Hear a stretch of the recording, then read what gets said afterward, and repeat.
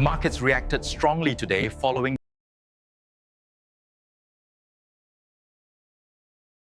কলকাতার মাটিরে গভীরে চলেছে এক নীরব বিপ্লব। যে প্রকল্পের জন্য মানুষ বছরের পর বছর অপেক্ষা করেছে, সেই জোকা মেট্রো এবার শহরের হৃদয়ের আরও কাছে।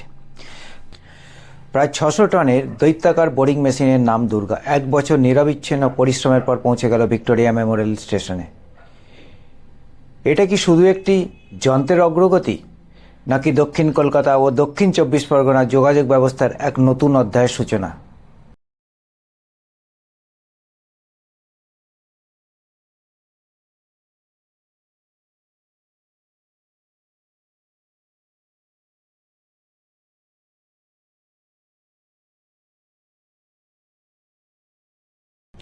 নমস্কার, আমি অনুপ কুমার, আপনারা দেখছেন ডায়মন্ড নজরদারি।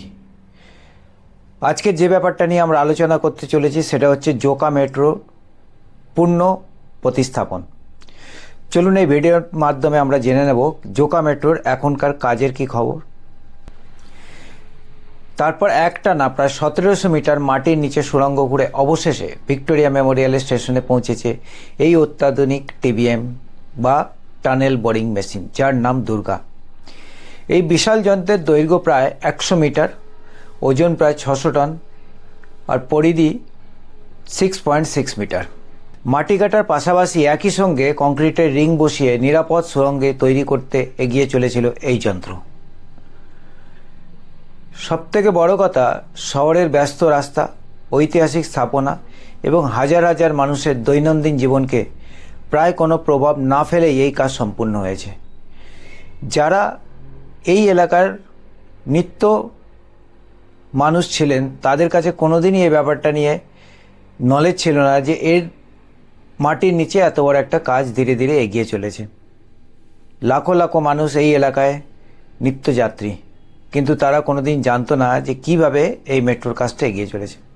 তবে কলকাতা মেট্রো নির্মাণের ইতিহাসে সব গল্পই যে সুখের তা নয়। আপনাদের মনে আছে বউবাজারের সেই ভয়াবহ ঘটনাটি। জল ঢুকে পড়ায় টিবিএম চণ্ডীকে আর উদ্ধার করা যায়নি এবং শেষ পর্যন্ত মাটির নিচেই তার সমাপ্তি ঘটে। পরে টিবিএম উর্বি এসে সেই অসমাপ্ত কাজ সম্পন্ন করে। সেই অভিজ্ঞতার পর দুর্গার এই সফল অগ্রগতি শুধু প্রগতিযুক্ত একটি সাফল্য নয়, শ্রমিক, ইঞ্জিনিয়ার এই কাজের মধ্যে যুক্ত ছিল, তাদেরকে অনেক ধন্যবাদ। বর্তমানে জোকা মেট্রো জোকা থেকে মমিনপুর পর্যন্ত এই অংশটি এলিভেটেড। জোকা মেট্রোটি এখন পর্যন্ত মাঝেরহাট পর্যন্তই স্থিমিত। তারপর খিদিরপুর, ভিক্টোরিয়া, পার্ক স্ট্রিট হয়ে এসপ্ল্যানেড পর্যন্ত পুরো পথটাই হবে ভূগর্ভস্থ, অর্থাৎ আন্ডারগ্রাউন্ড। অন্যদিকে দিব্যা নামে আরেকটি টিবিএম বিপরীতে সুড়ঙ্গ তৈরি করতে চলেছে। মেট্রো কর্তৃপক্ষের আশা খুব শিগগিরই সেই সুড়ঙ্গের কাজও গুরুত্বপূর্ণ পর্যায়ে পৌঁছবে।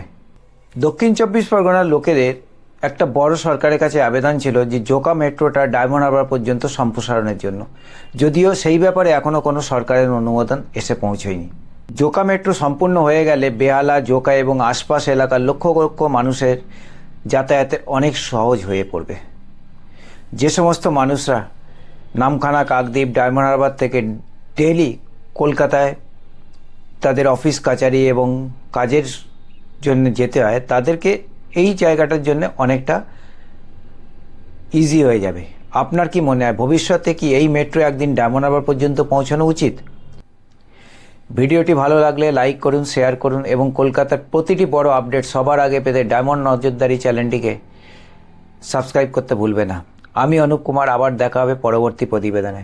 ধন্যবাদ। জয় হিন্দ, বন্দে মাতরম।